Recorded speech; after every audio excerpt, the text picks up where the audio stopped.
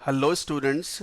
चलिए बात करेंगे आज लेवलिंग सॉल्वेंट की, लेवलिंग इफेक्ट की। बट उससे पहले हमने प्रीवियस वीडियो में बात की थी सॉल्ट्स कंटेनिंग एम्फीप्रोटिक एनायन। तो चलो उस पर एक छोटा सा क्वेश्चन करते हैं, देखते हैं आपको वो बात समझ में आई है या नहीं। So question is like this. मान लो ऐसा क्वेश्चन हो, विच ऑफ द फॉलोइंग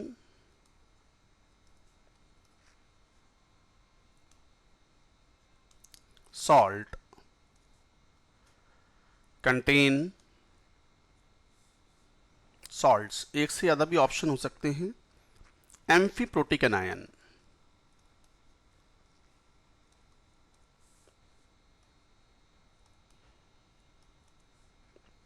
मान लो ऑप्शन ऐसे हों,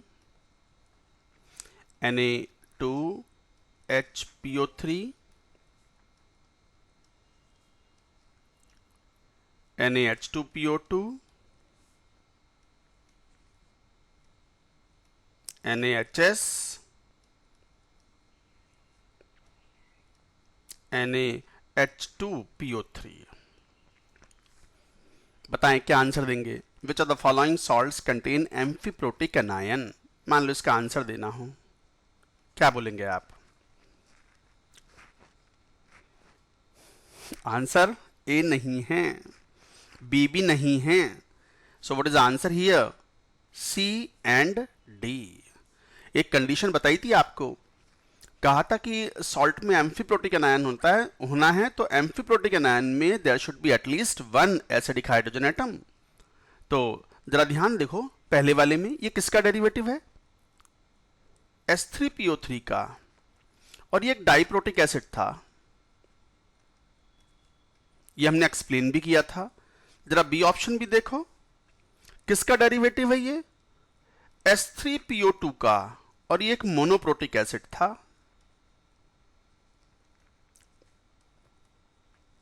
ये एक मोनोप्रोटिक एसिड था, डाइप्रोटिक एसिड था, दो ही एसिडिक हाइड्रोजन थे और वही यहां पर रिमूव किए बैठे हुए हैं हम। तो इसका मतलब no more acidic hydrogen can not act as acid. Amphiprotic के लिए उसको एसिड की तरह भी बिहेव करना होगा और बेसिक की तरह भी बिहेव करना होगा। Similarly in this case also monoprotic acid था, एक ही एसिडिक हाइड्रोजन था, वही हम रिमूव करे बैठे हैं यहां पर सोडियम सॉल्ट के फॉर्म में। तो इसका मतलब no more H plus is ionizable out here, no more acidic hydrogen, so will not act as amphiprotic anion. तो answer should be C and D. So like that sometimes question come before you. यहाँ कह सकते हैं हम, ये भी H3PO3 का derivative है जो कि डाइप्रोटिक एसिड है, बट हमने एक ही H प्लस रिमूव करके सोडियम सॉल्ट बनाया है, दूसरा H प्लस तो अभी भी इंटैक्ट है इसमें, which is acidic in nature, so it can lose proton, it can gain proton. So this will also serve as amphiprotic anion. तो ये एक इंपॉर्टेंट क्वेश्चन है, थोड़ा ध्यान देंगे। चलिए हम आप बात करते हैं लेवलिंग सॉल्वेंट की एंड लेवलिंग इफेक्ट की। तो लिखेंगे हेडिंग लेवलिंग इफेक्ट। क्या है लेवलिंग इफेक्ट। आप जैसे एक्वस मीडियम में HCl को डिसॉल्व करते हो तो आप कहते हो ये स्ट्रॉन्ग इलेक्ट्रोलाइट है, लगभग पूरा टूट जाता है to give H plus and Cl minus aqueous. Not only this, HBr को डिसॉल्व करते हो एक्वस मीडियम में, ये भी टूट जाता है H plus aqueous and Br minus. ऐसे ही HI, ये सब स्ट्रॉन्ग एसिड्स काउंट होते हैं वाटर के अंदर, तो H plus and I minus. तो तीन मान लो हमारे पास अलग अलग सॉल्यूशंस तैयार हैं, HCl का सॉल्यूशन, HBr का सॉल्यूशन, HI का सॉल्यूशन, एक्वस सॉल्यूशन। अगर मैं आपसे पूछूं कि बताओ तीनों में से कौन सा ज्यादा स्ट्रॉन्ग एसिड है, तो आप जवाब ही नहीं दे पाओगे, आप कहोगे इक्वली स्ट्रॉन्ग है। स्ट्रेंथ ऑफ द एसिड कैसे डिफाइन होती है कि एट ए गिवन कंसेंट्रेशन जो ज्यादा H प्लस कंसेंट्रेशन प्रोवाइड करे सॉल्यूशन में दैट इज मोर एसिडिक, और जो H प्लस कंसेंट्रेशन कम प्रोवाइड करे वो लेस एसिडिक। बट यहां तो तीनों एसिड, मान लो तीनों ही कंसेंट्रेशन 1m 1m 1m है, तो ये H प्लस भी कितना ऑप्टेन होगा, 1m 1m 1m। इसका मतलब they are equally strong, yes equally strong in water, so water is the levelling solvent for them. तो we can say that, language में लिख देता हूं ताकि आपको समझने में आसान रहे। आप अगर नोट करते हो इन नोट्स को तो आप नोट भी कर सकते हैं अपनी नोटबुक में। तो यहां कहेंगे हम in water these acids, these above acids are equally strong.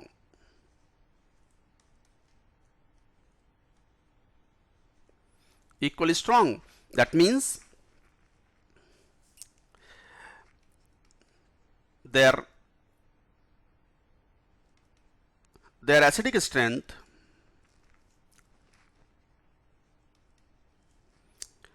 cannot be compared in water.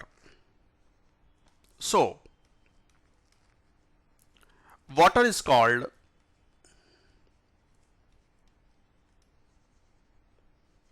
leveling solvent for these acids. In other words,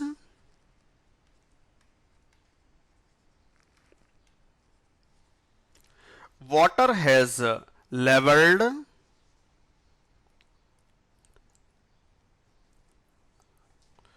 these acids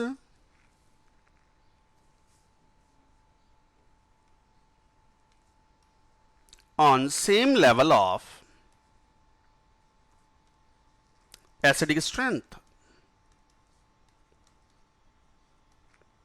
So this is the meaning of the leveling solvent, and the effect is known as leveling effect. This is called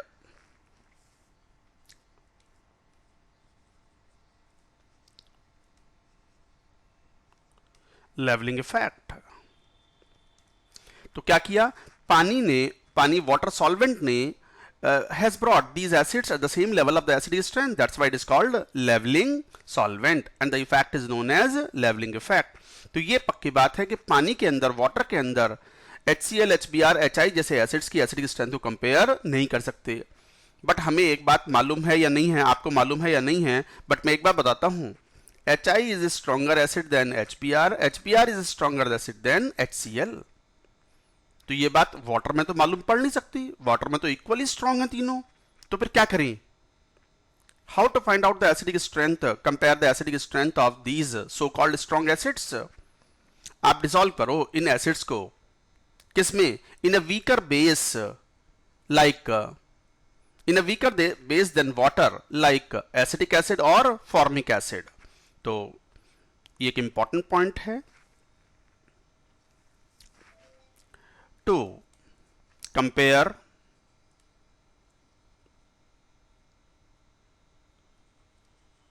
acidic strength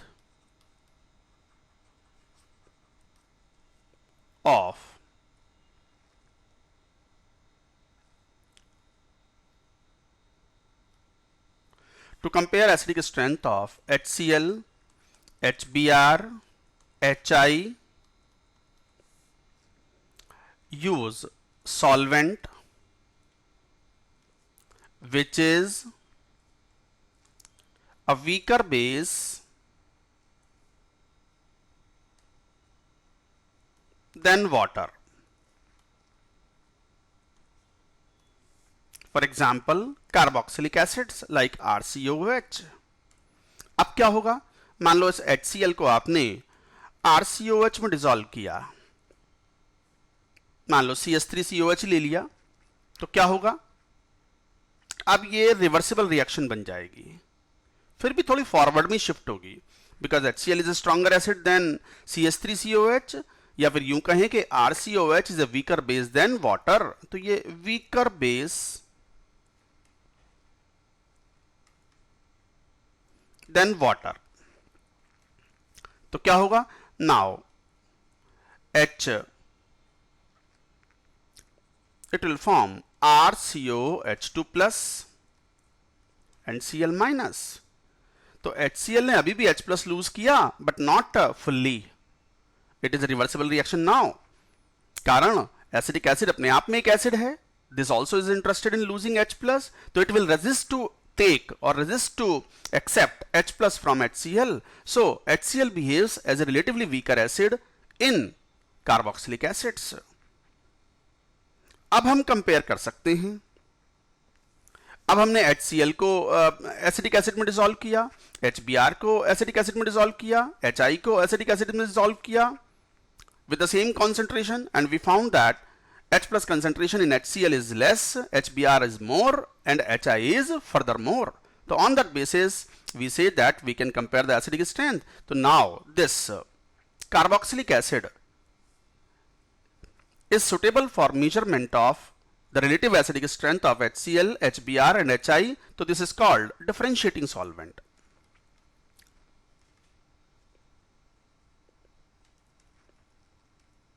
Differentiating solvent. Why differentiating solvent? Because it has differentiated between the acidic strength of HCl, HBr and HI. तो यहां से हम अगर order ध्यान में भी रखें तो HClO4 is a very strong acid, stronger than HI, stronger than HBr, HCl, HNO3. These are so called strong monoprotic acids. हालांकि इसके बाद में जो एसिड्स आते हैं जैसे H3PO4, not all the acids I am taking. Then comes like HCOH, then comes CS3COH, thereafter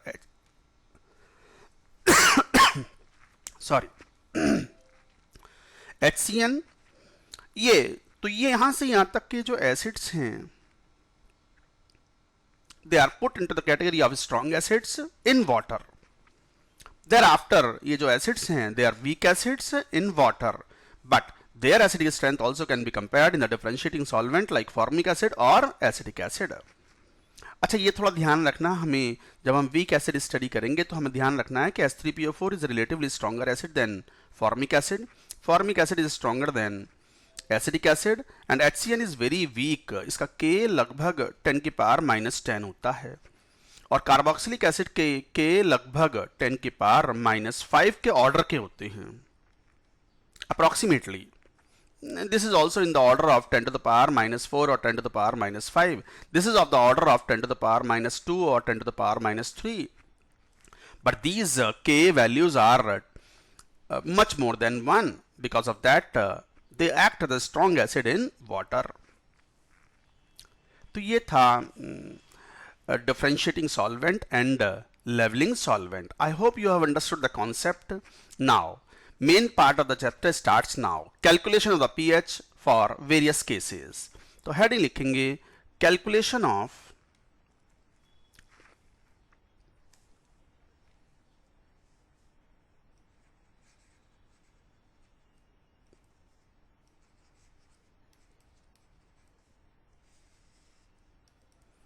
calculation of pH. अब चलिए बात करते हैं pH calculation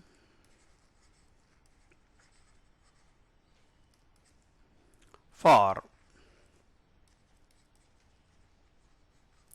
strong acids and strong basis.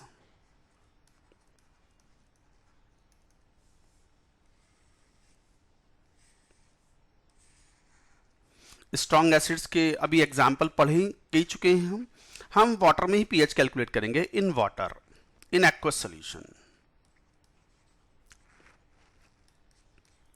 तो स्ट्रॉन्ग एसिड्स जैसे HCl, HBr, HI etcetera, HClO4, HNO3 etcetera. Strong bases like NaOH.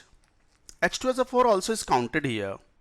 हालांकि H2SO4 के बारे में हम एंड में थोड़ा सा पढ़ेंगे कि second ionisation of H2SO4 is not complete, though it is enough high but not complete. NaOH, KOH, barium hydroxide etcetera. यहां भी एटसेट्रा लिख सकते हैं. तो मान लो एग्जाम्पल लेते हैं. मान लो कोई स्ट्रॉन्ग एसिड है HCl और कंसंट्रेशन है इसकी C मोल पर लीटर. तो आप तो जानते हो कि HCl तो स्ट्रॉन्ग इलेक्ट्रोलाइट है, completely ionises, almost completely ionises into H+ and Cl- in aqueous medium. Concentration C 0 0 0 C C. But aqueous medium में वाटर का इक्विलिब्रियम तो हमेशा एस्टैब्लिश्ड रहेगा. It gives H plus and OH minus. अब आप जानते हैं कि अगर प्योर वाटर है तो कंसंट्रेशन ऑफ H प्लस कितना आता है, 10 to the power minus 7m। But ये तो जब आता है in pure water at 25 degree Celsius, but now it is not pure water, it is the solution of HCl। तो वाटर के साथ साथ HCl भी है, तो कॉमन आयन इफेक्ट लगेगा। कॉमन आयन इफेक्ट लगेगा तो ये concentration of H plus coming from water will not be 10 to the power minus 7, will be what, lesser than 10 to the power minus 7m। तो H plus या OH minus coming from water is further suppressed due to the presence of common ion. क्या कहलाता था ये, क्या बोलते थे हम इसको, common ion effect. In the very first lecture और in the second lecture we talked about this. तो H प्लस नाउ मान लो घट करके X रह गया, OH माइनस भी फिर X आएगा, 1:1 मोलर रेशियो में बन रहे हैं। बट साथ ही साथ आपको मालूम है कि H plus also will come from strong acid HCl, कितना, C। तो यहां भी H प्लस की टोटल कंसेंट्रेशन हो गई C plus X, X coming from water, C coming from strong acid. अब आप जानते हो वाटर का इक्विलिब्रियम तो हमेशा एस्टेब्लिश्ड रहता है, H plus into OH minus is equal to KW। तो यहां से अगर लिखेंगे तो X into X plus C is equal to 10 to the power minus 14। यहां से इसको अगर सॉल्व करें तो we get X square plus C X minus 10 to the power minus 14 is equal to 0। ये क्वाड्रेटिक बन गई इन x। तो once you solve for x minus C plus C square plus 4 into 10 to the power minus 14 या KW जो भी question में दिया हुआ हो upon 2। So like that we can find out the value of x from here। But अब ये देखो कई बार ऐसा होता है कि वाटर से आने वाला जो H प्लस है वो 10 की पावर माइनस 7 से भी कम हो गया in presence of the strong acid और स्ट्रॉन्ग बेस। तो अगर मान लो कई बार एसिड की कंसंट्रेशन अच्छी खासी हाई दी हुई हो तो we can ignore H plus coming from water. तो इस पूरे चैप्टर में सबसे इंपॉर्टेंट बात ही ये है कि we have to learn how to take approximation. तो लिखेंगे suitable approximation, appropriate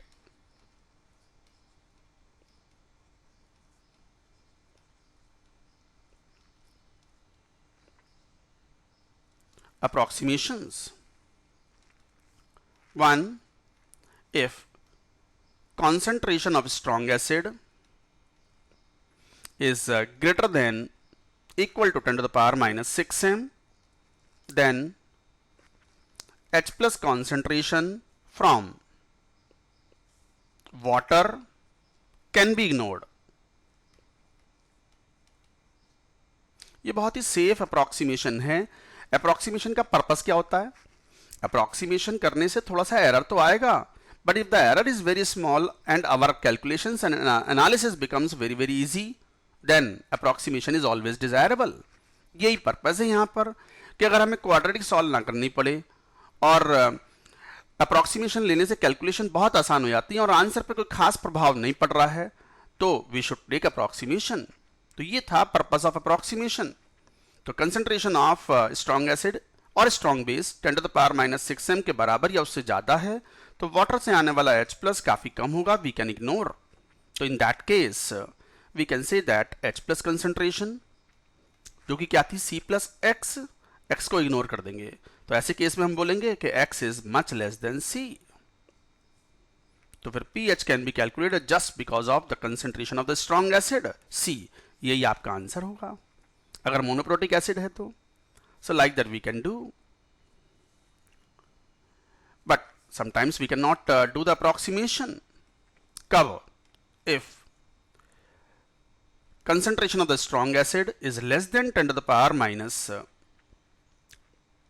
6m but greater than equal to 10 to the power minus 8m।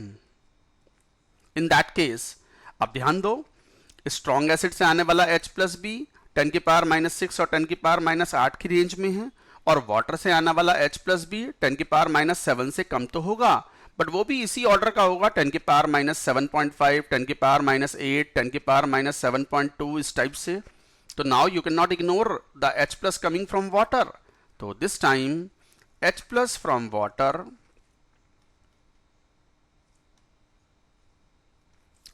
can't be ignored.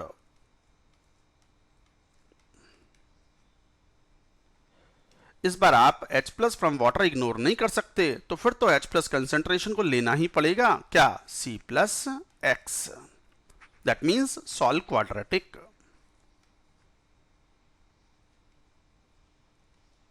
Solve quadratic and get X. अब बच नहीं सकते आप, अब तो आपको क्वाड्रेटिक सॉल्व करनी ही पड़ेगी. अच्छा, तीसरा अप्रोक्सीमेशन क्या लेंगे? आप चाहो तो इन केस 1, केस 2, केस 3 करके भी स्टडी कर सकते हो.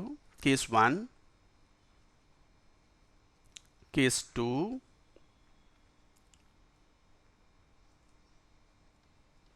केस 3. लास्ट केस ये बड़ा आसान है. If concentration of strong acid is even less than 10 to the power minus 8m.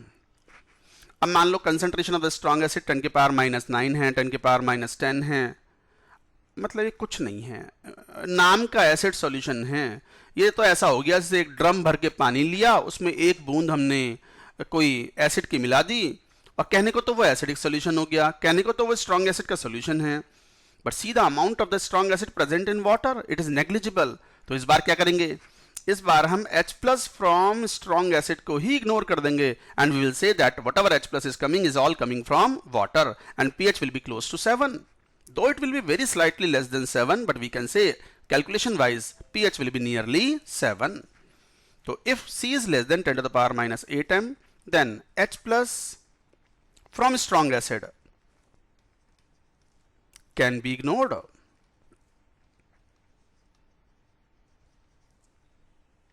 तो उस केस में फिर क्या करें? In that case pH is nearly 7. That is all due to water. So pH is nearly 7, though it will be slightly less than 7, but we can say approximately numerical value will be 7. तो आपने strong acid से आने वाले H plus को ही ignore कर दिया और केवल वाटर का इफेक्ट कंसीडर करेंगे. Treated as a pure water and pH will be 7 at 25 degree Celsius.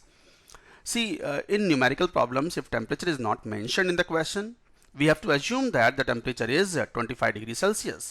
तो 25 डिग्री मान करके ही क्वेश्चन सॉल्व करते हैं, if not mentioned in the question.